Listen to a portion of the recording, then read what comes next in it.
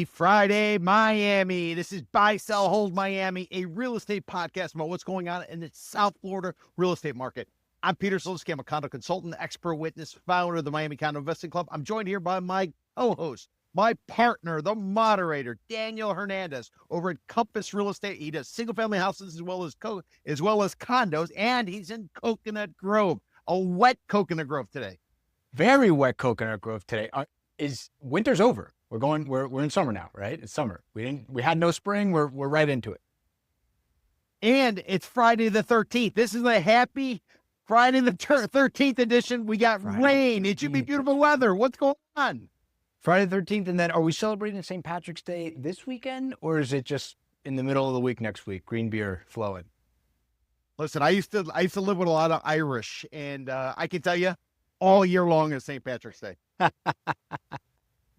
Nice. Well, listen, if you're joining us for the first time today, this is Buy, Sell, Hold Miami, episode number 43. We are almost done with Q1, Peter. Almost. We got a few more weeks in Q1. Winter buying season, just about over. But if you're just joining us for the first time today, Buy, Sell, Hold, the bottom left of your screen, you're going to see some rundown topics. And so the format of this show is that we're going to take each one of these topics and we're going to talk to them for about 7 or 10 minutes. And at the end of each topic, we either buy because we agree, we sell because we disagree, or we hold because we don't know and we just want to sit back, eat popcorn, and watch the world burn. I'm kidding. We're far more optimistic than that. At least I am. Peter, I'll let him speak for himself. But jumping into it is something we talked about a little bit last week. And I need to apologize for all of our loyal viewers. Last week, there were some technical difficulties with my audio. I'm going to blame AT&T. But jumping into it, Dubai, or Dubai. And if you're just listening, I spelled Dubai 3 different ways because we're going to drop them into 3 different buckets. So Peter, how do you spell Dubai? How do you spell Dubai on a map? Dubai. The Emirates. All of the United Arab Emirates. A small little one. It's basically the place of vice and anything you want to do in the Middle East. It is the Miami or it is the Singapore for the pan-regional area. With arguably less KYC. And that's not like the KY jelly lubricant. I'm talking like know your customer laws, right? So Dubai in that spelling is the status quo, right? It's or at least what the status quo was up until about a month ago when, all of this started to happen.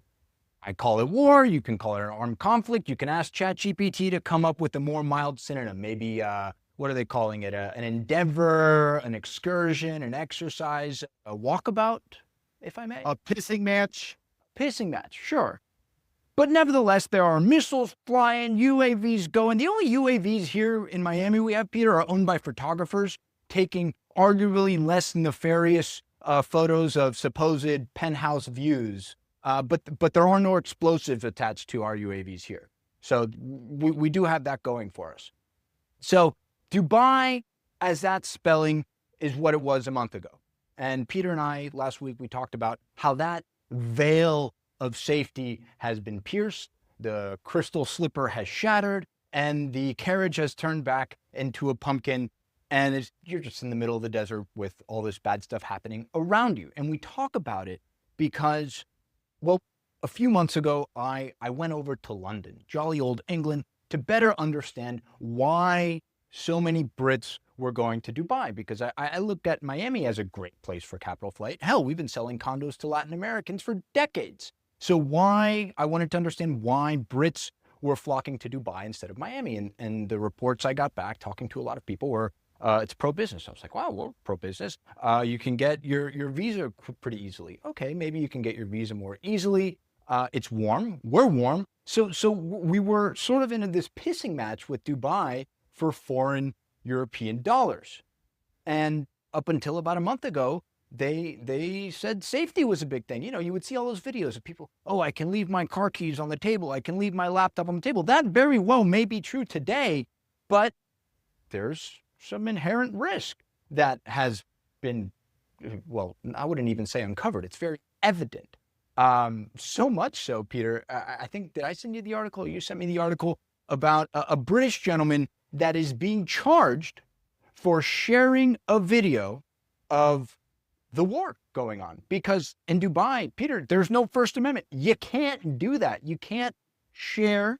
Not only share, you can't engage, you can't comment on, you can't send it to your buddy as a funny meme. It's not funny to them, and they will come after you for it. So they're charging 20 people for disturbing the peace effectively.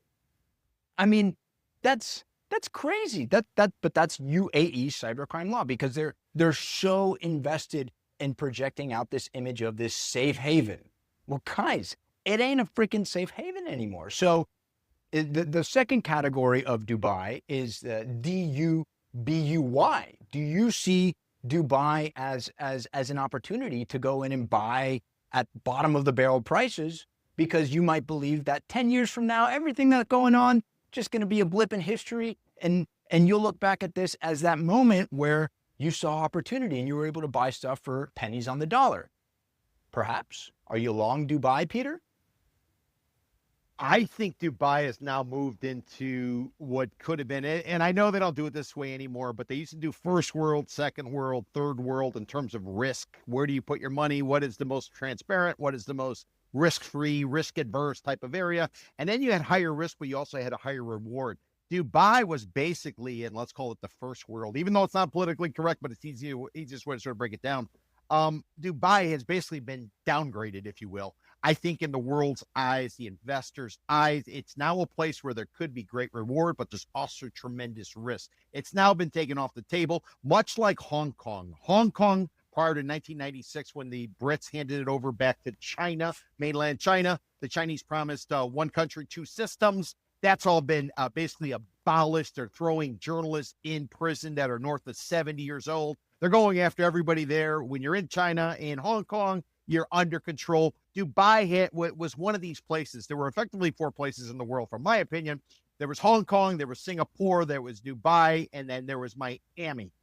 China took Hong Kong off the board. So then you had Singapore, you had Dubai, and you had Miami. And now, in my opinion, Dubai has been downgraded. It's now off the board. So now you only have Miami, and you only have Singapore. Maybe there'll be a competitor that steps up. We know it's not going to be Riyadh in Saudi Arabia. They were making inroads. That's now gone to shit.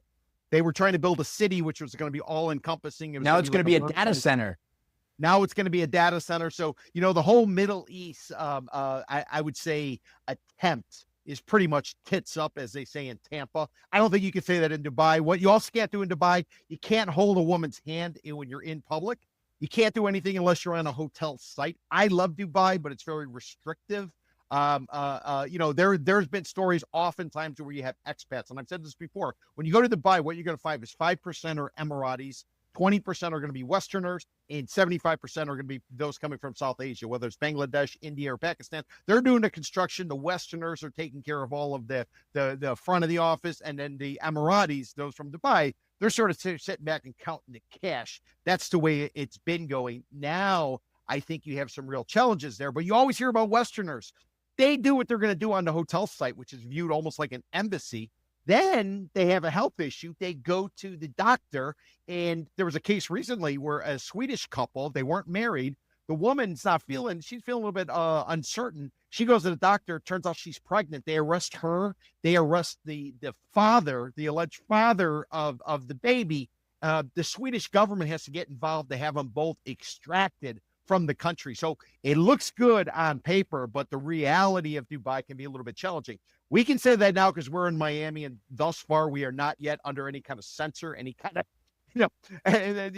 there's no requirements here yet. But that being said, Dubai, you cannot say this stuff. Dubai, you cannot do what you want. You look at it, it looks pretty, but you can't necessarily, enjoy the freedoms that we have here in the United States. And I think that will ultimately, in the long term, that's going to make it a higher risk. So I think it's been downgraded from many investors' perspective. And whether or not Miami becomes downgraded, because we have a pop-up detention center located in the middle of the swamp called Alligator Alcatraz. That's sort of a conversation for a different time. So I think you would fall in the third spelling of Dubai, which is Dubye, bye-bye, ciao, see you later. So I kind of fall in this camp. And listen, guys, I cannot stress this enough. It is awful, awful, awful. Capital letters all throughout what's happening in those Gulf countries right now. War is bad, bad, bad, bad, bad. But as a real estate professional here in Miami, I cannot help but look at Dubai as our natural competitor for foreign dollars, see what's happening there, and not think, gee, well, if there's this big pie of foreign dollars and they're all going here, Peter already told you they're not going to Hong Kong. Maybe they're going to Singapore, but that's all the way in Asia. So if your business, if your life is in the Western Hemisphere or in Europe, you were probably going to Dubai or you were going to Miami. And now Dubai, yeah, you know, everything we just said, this terrible thing that is happening there makes it awful. And Peter, you know, you were talking about First Amendment rights. So I don't think that I'm invited back to do the buy, sell, hold live from Abu Dhabi airport anymore. Because I would fall in this category. Abu Dhabi is conservative as they come. It's a short ride. If you can take a bus, basically real cheap, to go from Dubai to Abu Dhabi. But you know what you can do in Dubai, you cannot do in Abu Dhabi. Abu Dhabi is the biggest of the Emirates, and ultimately together comprise what will be the UAE. And by the way, Bahrain at one point, which is another country, they were trying to make that the financial center. Yeah, well, Bahrain was invited to join the UAE, and they said, no, we're going to go it alone. And what did Iran do? They've been nailing them. So it's just over and over. And Qatar, which is this place that leans more pro-Iranian, where UAE, at least from my Westerner neophyte perspective, is leaning more Saudi. The Iranians are even attacking Qatar. Why? Because there's a military base there. There's a naval base there in Doha. So none of this makes sense other than the fact that Iran is scorching earth and they're taking everybody down with them, trying to apply pressure so people get up President Trump's ass and he then pulls back. But I don't think it's up to President Trump anymore. Now I think it's up to Iran. Do they want to go scorch earth? Do they want to pull back? And are they going to get a pound of flesh? And where does that pound of flesh come? From that little passage between Iran and UAE, the Straits of Hormuz. This is what it's all coming down to. Now Iran basically is walking the dog, if you ask me. They know they're going to get devastated by our superior type of military force. But they're able to hit the edges. They're that no-see-em that hits you when you're out at the beach at night and you don't know where the hell it's, but it keeps freaking biting you. That's what Iran has been basically reduced to based on the United States and its firepower. But, they're still a pain in the ass. You go out to the beach at dusk, and these damn things are biting you, and they just annoy the whole experience. And that's kind of where we're at right now. And I'm not discounting all the people who are dying. I'm not discounting the soldiers. I'm looking at it strictly from an economics perspective. So and going back to the economic comparison of Miami, Dubai, Miami, UAE, where am I going to go? I'm a multi-bazillionaire in the UK. They just put this mansion tax. They just put all these crazy net worth taxes, similar to what California is considering over there for, the net worth tax. And Dubai continues to try to push this safe haven image so far as, and that's why I shared my screen over here. You cannot share. This is an example taken off of X from the Dubai police. Think before you share. Spreading rumors is a crime.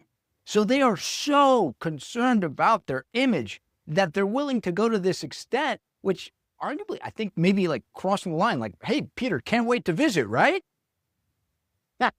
Well, listen, when you do come into the country, all of a sudden it sort of hits you. Like if you're going, the reason I would stop in Dubai is I was doing a lot of travel. I was going over to Asia, and I would always stop over in Dubai because Emirates Airlines is the best in the world, bar none, in my opinion. So you could stop there, you could get off, you could go to the hotels, you did the things.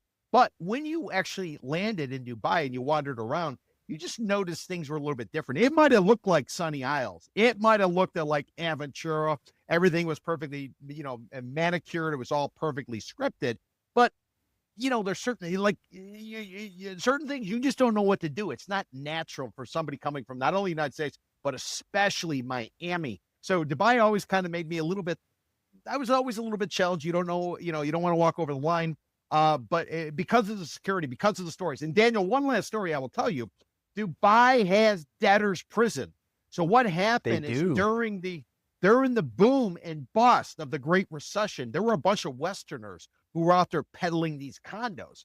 And when the market went sideways, many of these people, and these stories were documented, people would drive to the airport in their expensive car. They would leave the keys in the car. They'd get on a plane and they would never come back because they were basically upside down on what they owed. And a creditor, in theory, could have them thrown in the gulag, if you will. It's not the gulag in Dubai, but they could have them thrown in jail. This type of situation. Now, don't get me wrong. I'm not saying the people of Dubai are aggressive, but there are rules, at their that they could tap into if they need to shut something down. And, in this 50-year-old, and we're seeing that happen right now in real time.